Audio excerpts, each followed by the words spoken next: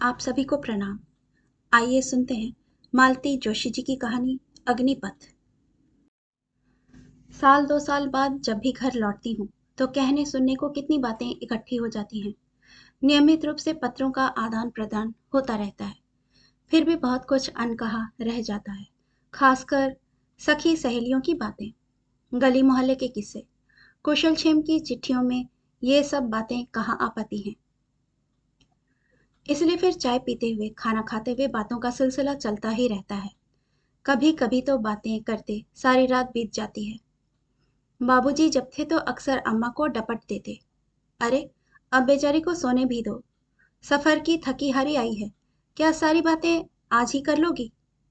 बाबूजी बेचारे क्या जाने कि इतनी बातें मन में रखकर नींद भी तो नहीं आती। खाना खाते हुए अम्मा ने पूछा, चंदा का तो तुझे पता चल ही गया होगा ना, चिट्ठी में लिखा था शायद। नहीं तो क्या हुआ उसे। अरे उसे क्या होना है, पिछले महीने उसका घरवाला नहीं रहा। क्षण भर को, सिर्फ क्षण भर को कौर हाथी में रह गया। दूसरे ही पल छुटकारे की सांस लेते हुए मैंने कहा, चलो अच्छा हुआ, एक पाप कटा। इस खबर पर दूसरी कोई टिप्पणी हो ही नहीं सकती थी, पर अम्मा एकदम भड़क गई। कैसी बात कर रही है, उस बेचारी की तो दुनिया ही उजड़ गई। अम्मा, उसकी दुनिया बसी ही कब थी जो उजड़ जाती, और बेचारी तो वह तब थी जब वह भला आदमी उसकी जिंदगी को नरक बना रहा था। अब कम से कम चैन से जी तो सकेगी। मुझे तो खुशी है, उसकी जिंदगी का एक दुखद अध्याय समाप्त हो गया। जैसा भी था उसका पति था वह, उसके दम पर 4 लोगों के बीच वह सिर उठाकर चल सकती थी।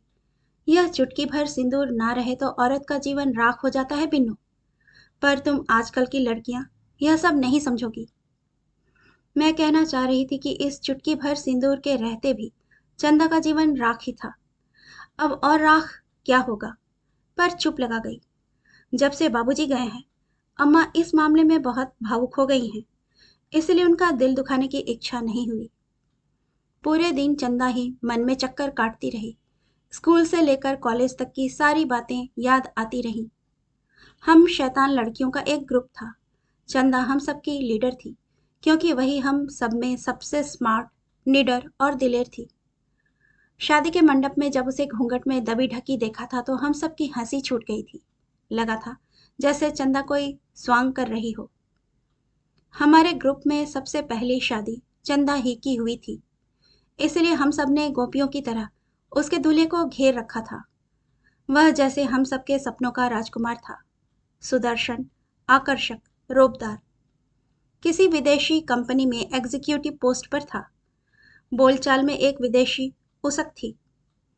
हम सब उसकी एक एक भंगिमा पर मर मिटी थी, एक एक मुस्कान पर न्यौछावर हो रही थी। साल भर तक चंदा हम सबकी ईर्ष्या की विषय बनी रही। फिर एक एक करके हम सबकी शादियां होती गईं। चंदा का ब्याह पुराना पड़ गया। फिर एक दिन उड़ते उड़ते खबर सुनी कि वह विदेशी कंपनी डूब गई है। चंदा का पति बेकार हो गया है। उस समय हम सब अपनी अपनी गृहस्थी में इतनी रच बस गई थी कि खबर सुनकर एक उच्छ्वास भर ली, बस। वैसे यह कोई गंभीर बात थी भी नहीं। एक नौकरी छूटती है तो आदमी दूसरी ढूंढ लेता है या कोई धंधा कर लेता है। चंदा के पति ने भी कुछ न कुछ जुगाड़ कर ही लिया होगा। प्रथम प्रसव के समय अम्मा के पास आना जरूरी हो गया था। घर में कोई देखने वाला था नहीं और डॉक्टरों ने भी काफी डरा दिया था।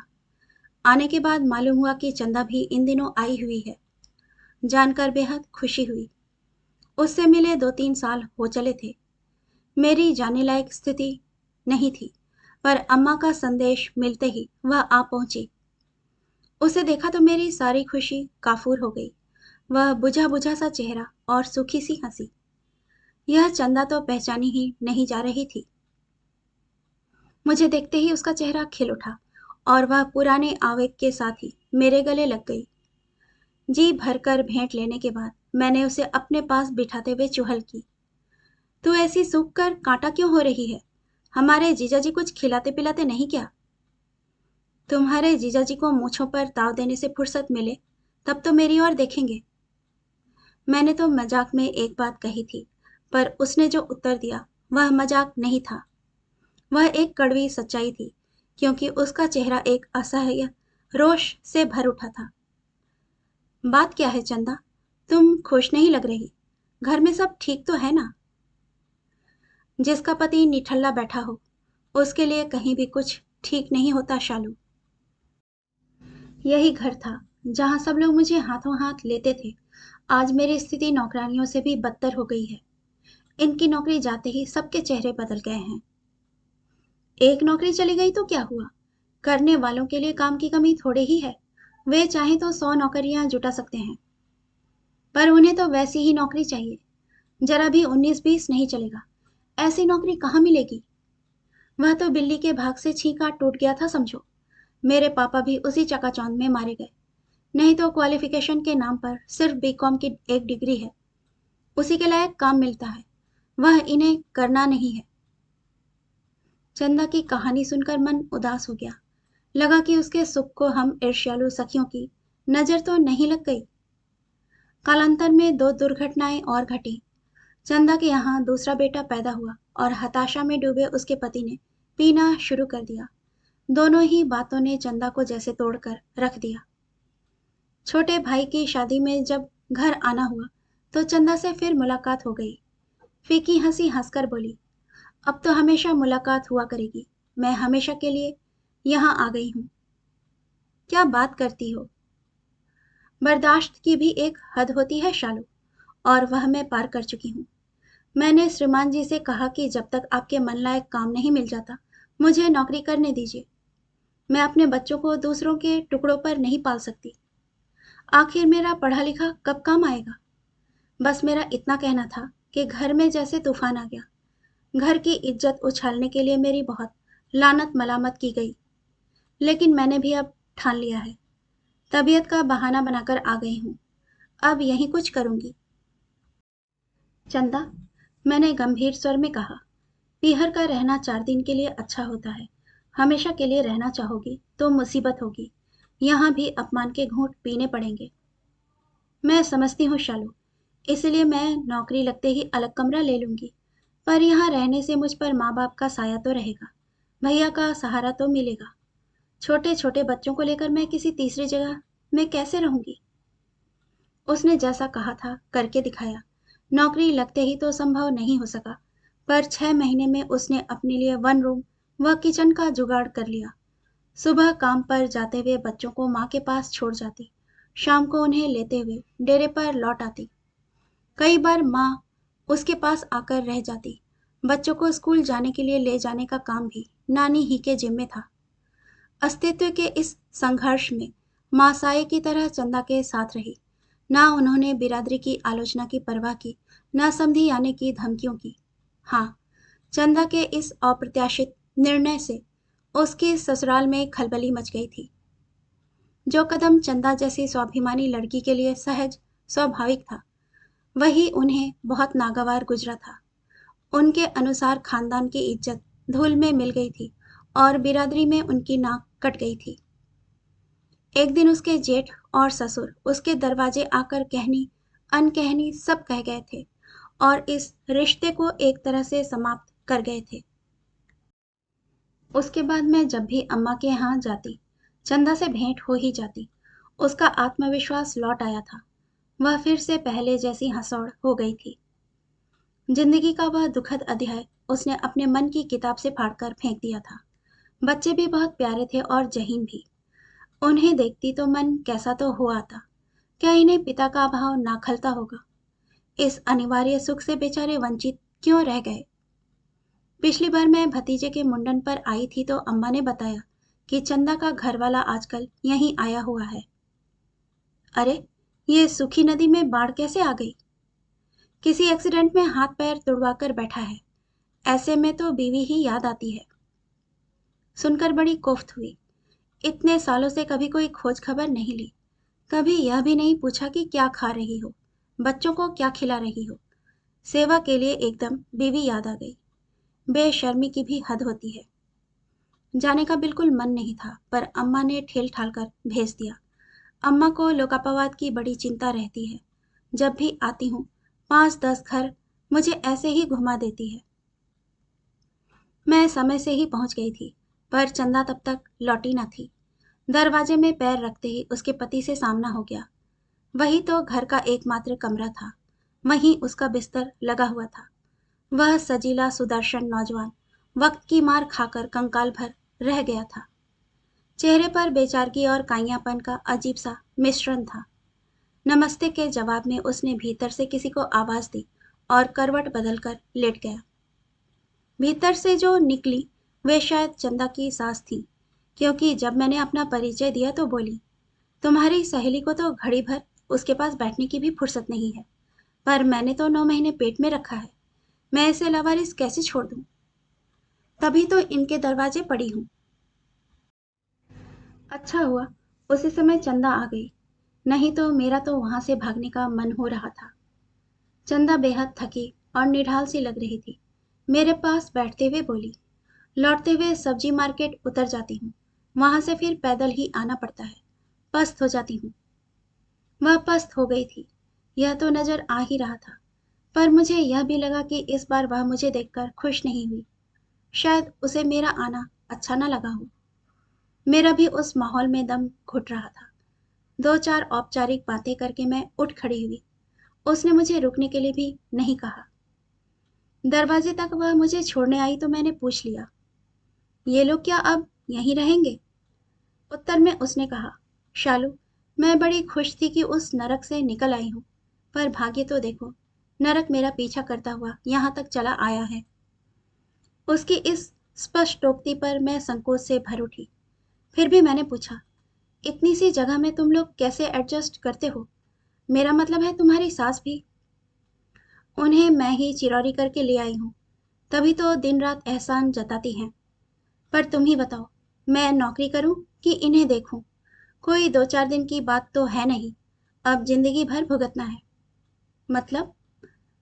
कमर के नीचे का पूरा भाग बेकार हो गया है, अब वे कभी अपने पैरों पर खड़े नहीं हो सकेंगे। सुनकर सन्न रह गई मैं। भगवान जैसे इस खुददार लड़की की परीक्षा लेने पर ही उतारू था। मैंने पूछा, एक्सीडेंट हुआ कैसे? नशे में धुत होकर गाड़ी चला रहे थे, भिड़ गए। पहले तो वहीं इलाज होता रहा, पर जब पता चला कि जिंदगी भर के लिए अपाहिज हो गए हैं, तो भाई लोग आकर यहाँ डाल गए। तब से कोई झांकने भी नहीं आया, न किसी ने 5 पैसे ही भेजे हैं। मैं बच्चों के मुंह का कौर छीनकर माँ बेटे को पाल रही हूँ। दवाइयों का खर्च है सो अलग। उस भले मानस की मृत्यु की खबर सुनते ही पिछला सारा इतिहास मेरी आंखों के सामने तैर गया। एक बार फिर मुंह से यही निकला, चलो अच्छा हुआ, पाप कटा। जिंदगी भर इस बोझ को ढोना क्या उसके बस का था? 3 साल में ही छक्के छूट गए होंगे। दूसरे दिन सारे काम को रोककर मैंने चंदा के घर का रुख किया। अकेले जाने की हिम्मत नहीं पड़ रही थी। मातमपुरसी में जाते हुए वैसे ही दिल कांपता है, यहाँ तो मामला और भी पेचीदा था। भीतर से दुख का जरा भी एहसास नहीं हो रहा था, पर दिखावा करते भी डर लग रहा था। चंदा तो मेरा झूठ फौरन पकड़ लेगी। अम्मा को साथ लेते भी डर लग रहा था, वे तो वहां जाते ही शुरू हो जाएंगी। सामने वाले ने शोक प्रदर्शन में जरा भी कोताही की तो घर आकर उसकी 7 पुश्तों को तार देंगी। अपनी हड़बड़ी में समय का मुझे ध्यान ही नहीं रहा। यह तो वहां जाकर पता लगा कि मैं जरा जल्दी पहुंच गई हूँ। चंदा अभी स्कूल से लौटी नहीं है। दरवाजा उसकी सास ने ही खोला था। मन तो हुआ कि उल्टे पैरों लौट जाऊं, पर मुझे देखते ही उन्होंने पंचम में रोना प्रारंभ कर दिया। उनके पुत्र शोक का अपमान करके निकल जाना मुझे अशोभन लगा। उनकी रुलाई का आवेग थोड़ा कम होते ही मैंने पूछ लिया, चंदा कब तक लौटती है? उनका रोना एकदम थम गया। बोली, अब जब भी घर आ जाए, कोई टाइम टेबल थोड़े ही है, 1.25 महीना घर में बैठ ली यही बहुत है। एक बार औरत का पैर घर से बाहर निकल जाए तो फिर चाट सी पड़ जाती है। मुझे उस औरत से एकदम वितृष्णा हो आई। कहाँ तो अभी जार जार रो रही थी और दूसरे ही क्षण ऐसी घिनौनी बातें। एक करारा सा मुंहतोड़ जवाब देने की इच्छा हो रही थी, पर संस्कार आड़े आ गए। फिर भी मैंने इतना तो कह ही दिया, घर से बाहर निकलने का किसी को शौक नहीं होता, मजबूरियां होती हैं। ऐसी कोई मजबूरी नहीं थी, वे ताव खाकर बोली। जितना वह कमाती है उतना तो हम अपने मुंशी को देते हैं। इसे ही जिद चढ़ी थी। मैके वाले भी ऐसे हैं कि बस समझाना तो दूर, उल्टे शह देते रहे। नहीं तो क्या घर छोड़कर आने की उसमें हिम्मत थी। अब 4 बर्तन जहां होते हैं खनकते ही हैं। इस कारण से कोई घर तो नहीं छोड़ देता। अपने दिन खराब चल रहे हों तो थोड़ा सब्र भी करना चाहिए। क्या बताऊं बेटा, इसी गम में उसके ससुर चले गए। इसी दुख में बेटे ने शराब की लत पाल ली। कहते कहते वे फिर सुबकने लगी। उनका रोना बड़ा करुण था, पर अब मुझे उनसे सहानुभूति नहीं हो रही थी। मन हुआ कह दूं कि अपमान सहने की शक्ति सब में एक सी नहीं होती, पर मैं किसी नए विवाद को शुरू नहीं करना चाहती थी। विषय बदलने के लिए मैंने कहा, आप रुक गई, यह अच्छा हुआ, नहीं तो ये लोग एकदम अकेले पड़ जाते। अरे, सब कहने की बातें हैं। यहाँ किसी को मेरी जरूरत नहीं है, और मुझे ही यहाँ कौन सा अच्छा लग रहा है। जिसके लिए आई थी वह तो चला गया, अब मेरे लिए यहाँ क्या रखा है। पर जो चला गया उसके नाम से साल भर मंदिर में दिया जलाना है। यहाँ तो किसी को फुर्सत नहीं है। बच्चे भी ऐसे निर्मोही हैं कि बस बाप जब जिंदा था तब भी उसके पास नहीं फटकते थे। मरे हुए को क्या याद करेंगे। और क्यों करेंगे, मैंने सोचा। बाप ने उनके लिए क्या किया है। उनके जीवन में सिर्फ अभाव और अपमान ही तो बोया है। अपनी यादाश्त में उन्होंने बाप को सिर्फ खाट पर पसरे ही देखा है, और सुने हैं उसके ताने उलाहने। उसकी तुलना में अस्तित्व के लिए जूझती माँ उन्हें ज्यादा अपनी लगी हो तो आश्चर्य क्या है। बच्चे फैसला करने में बड़े माहिर होते हैं, उनके निर्णय कभी गलत नहीं होते। पर ये सारी बातें उस जटिल औरत की समझ से परे थी। वे केवल अपने ही दुख को बड़ा करके देख रही थी, सबकी सहानुभूति बटोरना चाह रही थी। मुझे तो उनकी बातें सुन सुनकर उबकाई आने लगी थी। चंदा अगर जरा भी देरी से आती तो मैं वहां से खिसक ही लेती। चंदा आई। मुझे देखकर उसके चेहरे पर कई रंग आए और गए। फिर वह कुछ बोली नहीं, चुपचाप मेरे पास आकर बैठ गई। मैंने उसका हाथ अपनी हथेलियों में ले लिया और देर तक हम दोनों निःशब्द बैठी रहीं। वह संवेदना भरा स्पर्श ही एक दूसरे को समझने के लिए काफी था।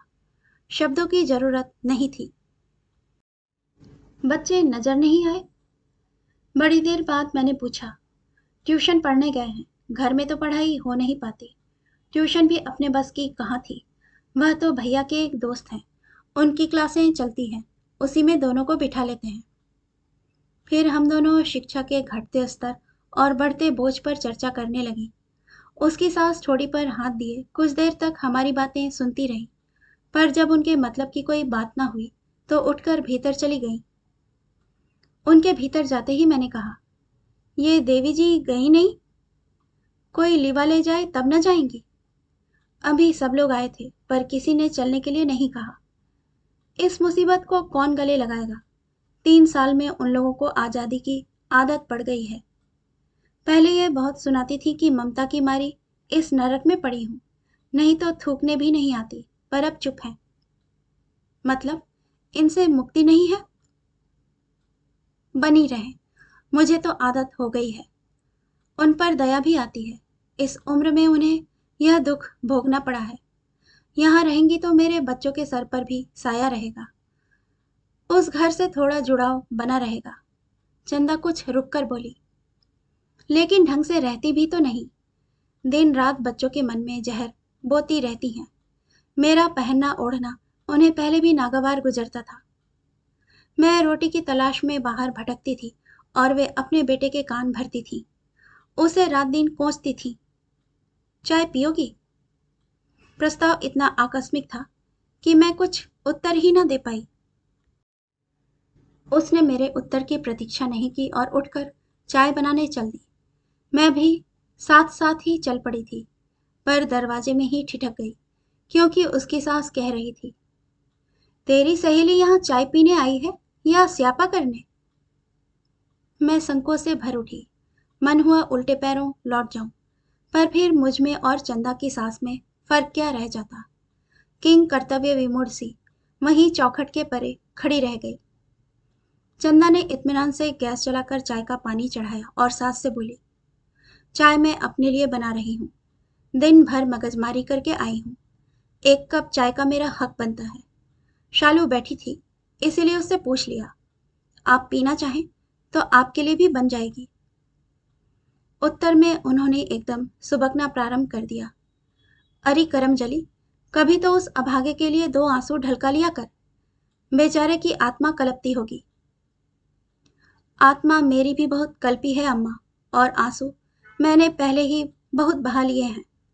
अब मेरा मन और आंखें दोनों रीत गए हैं। अब मुझे कुछ नहीं व्यापता। लो, ये अपनी चाय पकड़ो। वे एकदम फट पड़ी। ऐसे लक्षण हैं, तभी तो भरी जवानी में सुहाग उजड़ गया। भगवान सब देखते हैं। चाय के कप लेकर चंदा बैठक में आ गई थी।